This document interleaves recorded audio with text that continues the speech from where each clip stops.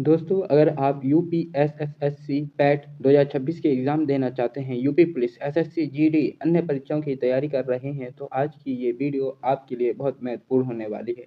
क्योंकि आज हम प्रैक्टिस सेट 100 एमसीक्यूज़ क्वेश्चन का सॉल्व करने वाले हैं। इसमें इस तरह के प्रश्न पूछे जा सकते हैं, जो बेसिक से एडवांस लेवल तक के हैं। उन्हें बिल्कुल आसान भाषा में समझाएँगे और सॉल्व करेंगे। नीचे यूपीएसएससी पैट 2026 की तैयारी के लिए 100 एमसीक्यूज का पूरा प्रैक्टिस सेट दिया गया है। इसलिए इसे 2024-25 के पीवाईक्यूज पैटर्न और बार-बार पूछे जाने वाले प्रश्न के स्तर पर तैयार किया गया है। लेकिन वीडियो को बीच में छोड़कर मत जाएं, क्योंकि अंत में मैं आपको एक ऐसा महत्वपूर्ण प्रश्न दूंगा जो आपकी तैयारी को तुरंत चेक करेगा। तो चलिए बिना समय बर्बाद किए शुरू करते हैं। भारतीय राष्ट्र कांग्रेस की स्थापना किस वर्ष हुई थी? भारतीय राष्ट्र कांग्रेस की स्थापना किस वर्ष हुई थी? तो आपका करेक्ट आंसर है ऑप्शन ए। नेक्स्ट, भारतीय राष्ट्र कांग्रेस के संस्थापक के रूप में किसे जाना जाता है? जिसने भारतीय राष्ट्र कांग्रेस पार्टी की स्थापना की थी, वो कौन थे? तो आपका करेक्ट आंसर है ऑप्शन बी। चंपारण सत्याग्रह किस वर्ष हुआ? चंपारण सत्याग्रह किस वर्ष हुआ? तो आपका करेक्ट आंसर है ऑप्शन बी। चंपारण सत्याग्रह मुख्य रूप से किससे संबंधित है? चंपारण सत्याग्रह मुख्य रूप से किससे संबंधित है? तो आपका करेक्ट आंसर है ऑप्शन बी, नील की खेती से। जहाँ किसानों को नील की खेती करनी पड़ती थी, जिससे जमीन उनकी खराब हो जाती थी, तो वो गांधी जी को लिवा के बिहार गए और चंपारण में ये सत्याग्रह शुरू हुआ नील की खेती के खिलाफ, और गांधी जी इसमें जीत गए और वहाँ पर नील की खेती होना बंद हुई। जलियांवाला हत्याकांड कब हुआ? जलियांवाला बाग हत्याकांड कब हुआ? जनरल डायर ने जलियांवाला बाग हत्याकांड में कब गोली चलवाई थी? तो आपका करेक्ट आंसर है वो है ऑप्शन 1990 यानी 1919 में। आपको ये बहुत आसान क्वेश्चन लग रहे होंगे, लेकिन मैंने क्या बोला, बेसिक टू एडवांस लेवल के आपको यहाँ क्वेश्चन मिलेंगे। जब आपको बेसिक ही आपका क्लियर नहीं होगा तो एडवांस लेवल का कोई फायदा नहीं है। असहयोग आंदोलन किस वर्ष आरंभ हुआ? असहयोग आंदोलन किस वर्ष आरंभ हुआ, यानी किस साल को स्टार्ट हुआ? तो आपका करेक्ट आंसर है 1920, ऑप्शन बी। दांडी मार्च का संबंध किस आंदोलन से है? दांडी मार्च का आंदोलन किससे संबंधित है? तो आपका करेक्ट आंसर है ऑप्शन बी। भारत छोड़ो आंदोलन किस वर्ष आरंभ हुआ? भारत छोड़ो आंदोलन किस वर्ष आरंभ हुआ? ये आपको पता है कि गांधी जी ने नारा दिया था भारत छोड़ो अंग्रेजों के लिए, कि अंग्रेजों को अब तो भारत छोड़ना पड़ेगा। तो इस क्वेश्चन का आंसर है 1942, ऑप्शन सी। करो या मरो का नारा किस आंदोलन से जुड़ा है? करो या मरो का नारा किस आंदोलन से जुड़ा है? ये महत्वपूर्ण स्लोगन है। इस स्लोगन का मतलब था, या तो देश के लिए मर जाओ, या देश के लिए लड़ो, या देश के लिए मर जाओ। इस स्लोगन का ये मतलब था। तो करो या मरो का नारा किस आंदोलन से जुड़ा है, ये आपको पता होना चाहिए। इसका करेक्ट आंसर है वो है ऑप्शन बी, भारत छोड़ो आंदोलन से। पेरिस का युद्ध किस वर्ष हुआ था? पेरिस का युद्ध किस वर्ष हुआ था? तो आपका करेक्ट आंसर है ऑप्शन ए। बक्सर का युद्ध किस वर्ष हुआ था? बक्सर का युद्ध किस वर्ष हुआ था? बक्सर का युद्ध किस वर्ष हुआ था? बक्सर का युद्ध किस वर्ष हुआ था? तो आपका करेक्ट आंसर है ऑप्शन बी। अंतिम मुगल सम्राट कौन थे? अंतिम मुगल सम्राट कौन थे जो दिल्ली में राजा के पद पर थे, शासन के पद पर थे, जिन्होंने शासन को अंग्रेजों ने खत्म कर दिया था? तो आपका करेक्ट आंसर है ऑप्शन सी, बहादुर शाह जफर। 1857 की विद्रोह सबसे पहले कहाँ से शुरू हुआ? 1857 का जो विद्रोह था वो सबसे पहले कहाँ से शुरू हुआ था? आपको पता होना चाहिए 1857 के जो आंदोलन की मेन जड़ कहाँ से जुड़ी हुई है, कहाँ से ये आंदोलन स्टार्ट हुआ था? तो इसका जो करेक्ट आंसर आएगा वो आएगा ऑप्शन बी, मेरठ यूपी से। झांसी की रानी का नाम क्या था? झांसी की रानी का नाम क्या था? आपका करेक्ट आंसर क्या होगा, कमेंट करिए जल्दी से। तो आपका करेक्ट आंसर है ऑप्शन सी, लक्ष्मीबाई। इनके 3 नामों से इन्हें जाना जाता है। तो आपका करेक्ट आंसर है ऑप्शन सी, लक्ष्मीबाई। झांसी की रानी को 3 नाम से जाना जाता था, लक्ष्मीबाई, मणिकर्णिका और मन्नू। मन्नू के नाम से भी झांसी की रानी को जाना जाता था। स्वराज मेरा जन्मसिद्ध अधिकार है, किसने कहा था? तो आपका करेक्ट आंसर जो होना चाहिए वो है ऑप्शन बी, बाल गंगाधर तिलक ने, ऑप्शन बी। भारत का सबसे बड़ा राज्य क्षेत्रफल की दृष्टि से कौन सा है? भारत का सबसे बड़ा राज्य क्षेत्रफल की दृष्टि से कौन सा है? तो आपका करेक्ट आंसर है वो है ऑप्शन सी, राजस्थान। जनसंख्या के हिसाब से सबसे बड़ा राज्य कौन सा है? उत्तर प्रदेश। भारत का सबसे अधिक जनसंख्या वाला राज्य कौन सा है? भारत का सबसे अधिक जनसंख्या वाला राज्य कौन सा है? तो आपका करेक्ट आंसर है ऑप्शन डी। भारत की सबसे लंबी नदी कौन सी है? भारत की सबसे लंबी नदी कौन सी है? तो ये बेसिक क्वेश्चन है ज्योग्राफी का, इसका करेक्ट आंसर आपको पता होगा, गंगा नदी। बिहार का शोक किस नदी को कहा जाता है? शोक का माने दुख का कारण। बिहार का शोक किस नदी को कहा जाता है? तो आपका करेक्ट आंसर है ऑप्शन बी, कोसी नदी को। भारत का सबसे बड़ा मरुस्थल कौन सा है? भारत का सबसे बड़ा मरुस्थल कौन सा है? तो आपका करेक्ट आंसर है ऑप्शन सी। चलो अब देखते हैं कि आपने अभी तक के कितने क्वेश्चन सही किए हैं, क्या सीखा है। कमेंट योर स्कोर अब प्लीज। अपने जितने क्वेश्चन आपके सही हुए हैं या जो भी आपका स्कोर बना है प्लीज उसे कमेंट करके मुझे बताएं। भारत में स्थित सबसे ऊंचा पर्वत चोटी कौन सी है? भारत में स्थित सबसे ऊंची पर्वत चोटी कौन सी है? तो आपका करेक्ट आंसर है वो है ऑप्शन बी। नर्मदा नदी किस दिशा में बहती है? नर्मदा नदी किस दिशा में बहती है? तो आपका करेक्ट आंसर है ऑप्शन बी। गंगा नदी के उद्गम किस महानंदा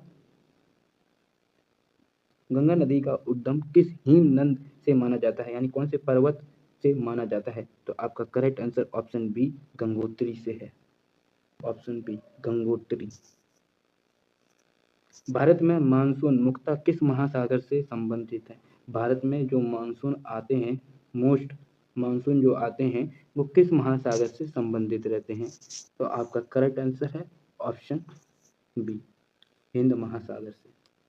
काली मिट्टी किस फसल के लिए प्रसिद्ध है? काली मिट्टी में कौन सी फसल तैयार होती है? तो आपका करेक्ट आंसर ऑप्शन सी, कपास की। भारत का सबसे दक्षिणी बिंदु कौन सा है? भारत का सबसे दक्षिणी बिंदु कौन सा है? तो आपका करेक्ट आंसर होना चाहिए ऑप्शन बी। सुंदरबन डेल्टा मुख्यतः किन नदियों से बना है? सुंदरबन डेल्टा जो बे ऑफ बंगाल में बनता है, किस नदी से बनता है, किन किन नदियों से बनता है, कौन सी उसमें नदियाँ गिरती हैं? तो आपका करेक्ट आंसर होना चाहिए गंगा और ब्रह्मपुत्र नदी से, क्योंकि ब्रह्मपुत्र नदी ऊपर से आसाम से होती हुई अरुणाचल प्रदेश, आसाम से होती हुई बांग्लादेश में घुसती है और इधर से गंगा यूपी बिहार से होती हुई गंगा जी पहुँचती हैं। तो ऑप्शन ए करेक्ट आंसर होगा, गंगा ब्रह्मपुत्र नदी, ऑप्शन ए। भारत में सबसे लंबी समुद्री तट रेखा वाला राज्य कौन सा है?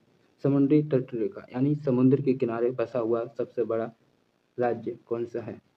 तो आपका करेक्ट आंसर है वो है ऑप्शन बी, गुजरात। क्या आपको ये क्वेश्चन पता थे कि ऐसे भी क्वेश्चन आपसे पूछे जा सकते हैं ज्योग्राफी से? नहीं पता थे तो वीडियो को लाइक करें और हमारे साथ जुड़े रहें। दक्कन का पठार मुख्यतः भारत के किस भाग में है? दक्कन के पठार मुख्यतः भारत में किस भाग में है? तो आपका करेक्ट आंसर जो है वो है ऑप्शन बी, दक्षिण भारत में। उत्तर प्रदेश की राजधानी कौन सी है? उत्तर प्रदेश की राजधानी कौन सी है? तो आपका करेक्ट आंसर होना चाहिए वो होना चाहिए ऑप्शन डी, यानी लखनऊ।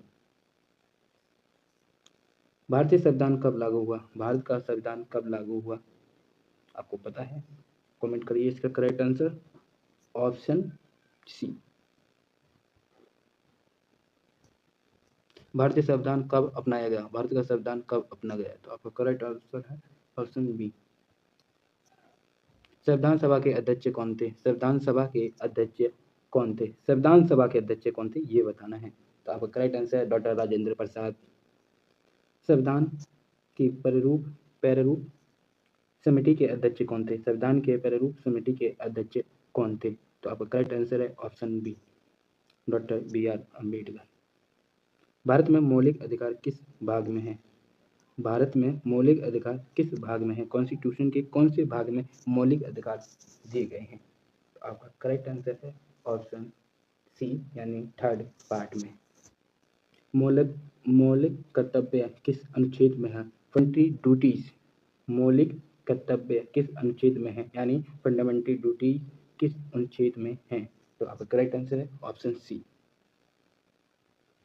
Option C. भारत के राष्ट्रपति बनने के लिए न्यूनतम आयु कितनी है? भारत के राष्ट्रपति, प्रेसिडेंट, राष्ट्रपति बनने के लिए कितनी उम्र होनी चाहिए? तो आपका करेक्ट आंसर जो है वो है ऑप्शन सी, यानी 35 ईयर्स। लोकसभा का सामान्य कार्यकाल कितना होता है? लोकसभा का सामान्य काल कितना होता है? कार्यकाल यानी काम करने का समय लोकसभा का कितना होता है? वो होता है 5 ईयर्स, यानी कि लोकसभा 5 साल तक लगातार काम करेगी, उसके बाद नई लोकसभा बनती है चुनाव के बाद। राज्यसभा का कार्यकाल कितना होता है? राज्यसभा का कार्यकाल कितना होता है? तो आपका करेक्ट आंसर है वो है ऑप्शन डी। भारत का सर्वोच्च न्यायालय कहाँ स्थित है? भारत का सर्वोच्च न्यायालय कहाँ स्थित है? आपका करेक्ट आंसर है नई दिल्ली, ऑप्शन बी। भारतीय संविधान के संरक्षक किसे माना जाता है? भारतीय संविधान का संरक्षक किसे माना जाता है? यानी भारत के कॉन्स्टिट्यूशन में, संविधान में कोई भी बदलाव या कोई भी कुछ भी ऐड किया जाएगा तो उसे कौन करेगा, उसकी रक्षा कौन करेगा? तो आपका करेक्ट आंसर है ऑप्शन सी, सर्वोच्च न्यायालय। भारत में मतदान की न्यूनतम आयु कितनी है? यानी वोटर, जो वोट देने वाले लोग हैं, उनकी आयु कितनी है? तो आपका करेक्ट आंसर है ऑप्शन बी, 18 साल। भारत का संवैधानिक प्रमुख कौन होता है? यानी मोस्ट पावरफुल व्यक्ति कौन है भारत में? तो आपका करेक्ट आंसर है वो है ऑप्शन बी, राष्ट्रपति। राष्ट्रपति मोस्ट पावरफुल व्यक्ति है, उसके अंदर भारत के हर एक कानून आता है। राज्य के संवैधानिक प्रमुख कौन होता है? राज्य में सबसे पावरफुल व्यक्ति कौन होता है? राज्य का सबसे पहला व्यक्ति कौन होता है? तो आपका करेक्ट आंसर है ऑप्शन बी, यानी राज्यपाल। पंचायत राज्य व्यवस्था के संवैधानिक दर्जा किस संशोधन से मिला? पंचायत राज्य को संविधान के संशोधन से दर्जा मिला। तो आपका करेक्ट आंसर है वो है ऑप्शन सी। भारतीय राजीव बैंक की स्थापना कब हुई? भारतीय राजीव बैंक की स्थापना कब हुई? तो आपका करेक्ट आंसर है वो है ऑप्शन बी, 1935 में। भारत की मुद्रा क्या है? RBI की मुख्यालय कहाँ है? इन क्वेश्चन का जवाब आप लोग कमेंट करके बताएंगे, ये आपका होमवर्क है। Comment your correct answer. GDP का पूरा नाम क्या है? GDP का पूरा नाम क्या है? जो GDP है उसका पूरा नाम क्या है? आपका करेक्ट आंसर है ग्रोस डोमेस्टिक प्रोडक्ट, ये इसका करेक्ट नाम है। मैच कर लो, आपका करेक्ट आंसर ऑप्शन ए होना चाहिए। इस क्वेश्चन का करेक्ट आंसर जवाब दीजिए। भारत में GST कब लागू हुई? भारत में GST कब लागू हुई? तो आपका करेक्ट आंसर है 2017 में। GST का पूरा नाम क्या है? GST का पूरा नाम क्या है? GST का पूरा नाम क्या है? तो आपका करेक्ट आंसर है option B, goods and service tax. Bharat में नोट जारी करने का अधिकार मुख्यतः किसे दी गई है? भारत में नोट जारी कौन कर सकता है? तो आपका करेक्ट आंसर है वो है option B, RBI। NITI Aayog ने किस संस्थान का स्थान लिया? नीति आयोग ने किस संस्थान का स्थान लिया, यानी किसकी जगह पे नीति आयोग आया? किस जगह पे नीति आयोग आया? तो आपका करेक्ट आंसर है ऑप्शन बी, योजना आयोग। 5 ईयर प्लानिंग जो बनते थे उसकी जगह अब नीति आयोग काम करता है। भारत में हरित क्रांति का संबंध मुख्यतः किससे है? तो आपका करेक्ट आंसर है कृषि उत्पादन से, ऑप्शन बी। मानव शरीर में रक्त को पंप करने वाला अंग कौन सा है? मानव शरीर में रक्त को पंप करने वाला अंग कौन सा है? तो आपका करेक्ट आंसर है ऑप्शन बी, हृदय। मानव शरीर में रक्त का शुद्धिकरण मुख्यतः कौन करता है? मानव शरीर में रक्त को शुद्धिकरण मुख्यतः कौन करता है? तो आपका करेक्ट आंसर है वो है सी। दोस्तों, अगर आप चाहते हैं कि ऐसे ही इम्पोर्टेंट क्वेश्चन, पीवाईक्यूज, एमसीक्यूज और नोट्स एग्जाम अपडेट आपको समय समय पर मिलते रहें तो हमारे व्हाट्सएप चैनल को जरूर फॉलो कर लीजिए। हमारे व्हाट्सएप चैनल पर आपको UP SSC PAT, UP police, SSC GD, अन्य परीक्षाओं से संबंधित महत्वपूर्ण सामग्री और अपडेट्स मिलते हैं। अभी व्हाट्सएप चैनल को फॉलो कर लीजिए। लिंक आपके डिस्क्रिप्शन और कमेंट पिन में मिल जाएगी। नेक्स्ट क्वेश्चन, विटामिन सी की कमी से कौन सा रोग होता है? विटामिन सी की कमी से कौन सा रोग होता है? तो आपका करेक्ट जो आंसर होना चाहिए वो होना चाहिए ऑप्शन बी। विटामिन डी की कमी से कौन सा रोग होता है? विटामिन डी की शरीर में कमी हो जाए तो कौन सा रोग होता है? तो आपका करेक्ट आंसर है ऑप्शन ए। रक्त का लाल कलर किस कारण से होता है? रक्त का लाल रंग किस कारण से होता है? रक्त का लाल कलर किस कारण से होता है? तो आपका करेक्ट आंसर है ऑप्शन बी। पौधे प्रकाश संश्लेषण में किस गैस का उपयोग करते हैं? फोटोसिंथेसिस में किस गैस का उपयोग करते हैं? तो आपका करेक्ट आंसर है वो है ऑप्शन सी। जल का रासायनिक सूत्र क्या है? जल का रासायनिक सूत्र क्या है? तो आपका करेक्ट आंसर है जल का H2O यानी वाटर। ऑक्सीजन का रासायनिक प्रतीक क्या है? ऑक्सीजन का रासायनिक प्रतीक क्या है? तो ऑक्सीजन का जो सिंबल है वो है O, ऑप्शन बी आंसर है। सबसे कठोर एलिमेंट कौन सा है? तो आपका करेक्ट आंसर जो होना चाहिए वो होना चाहिए ऑप्शन सी, हीरा।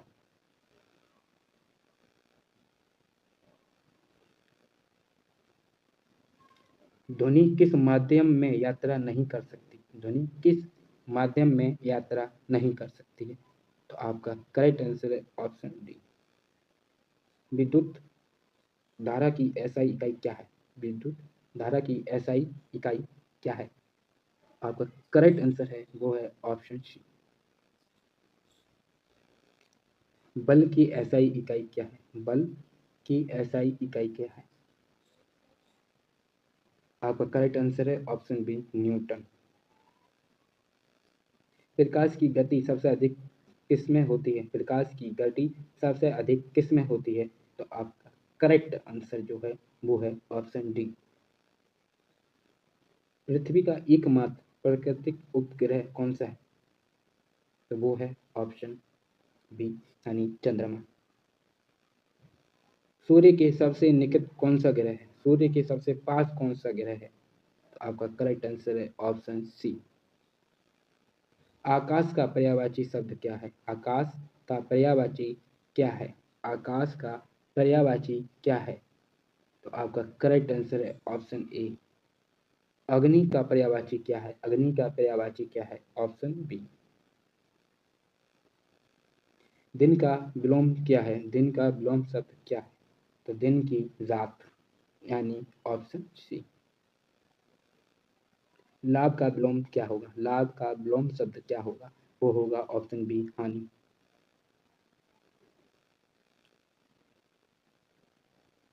इसका जवाब आप लोग कमेंट करेंगे, ये आपका होमवर्क है। नदी का लिंग क्या है? नदी का क्या लिंग है? स्त्रीलिंग है या पुल्लिंग है या इनमें से कोई नहीं? तो आपका करेक्ट आंसर है नदी का लिंग क्या है? स्त्रीलिंग। नदी स्त्रीलिंग है। लड़की का बहुवाच्य शब्द क्या है? लड़के का बहुवाच्य शब्द क्या है? वो है ऑप्शन बी। जो पढ़ता है वह आगे बढ़ता है में जो कौन सा सब नाम है? तो आपका करेक्ट आंसर जो है वो है ऑप्शन सी। राम ने खाना खाया, राम ने खाना खाया में ने किस कारक का चिन्ह है? किस कारक का चिन्ह है? तो आपका करेक्ट आंसर ऑप्शन सी। विद्यालय का सिंधी विच्छेद क्या है? विद्यालय का सिंधी विच्छेद क्या है? Option A. वीडियो को यहीं पोस्ट करते हैं, वीडियो काफ़ी लंबी हो रही है तो वीडियो को यहीं रोकते हैं और अगली वीडियो में हम देखने वाले हैं जो बचे हुए क्वेश्चन उनको और कुछ एक्स्ट्रा पीवाईक्यूज और एमसीक्यूज क्वेश्चन को। मैं हूँ विशाल और आप देख रहे हैं जीके पाठशाला बाय विशाल। तो चैनल को सब्सक्राइब और वीडियो को लाइक ज़रूर करें। पढ़ाई जारी रखिए, मेहनत कर जारी रखिए और अपने सिलेक्शन के लक्ष्य की तरफ बढ़ते रहिए। जय हिंद, वंदे मातरम। धन्यवाद।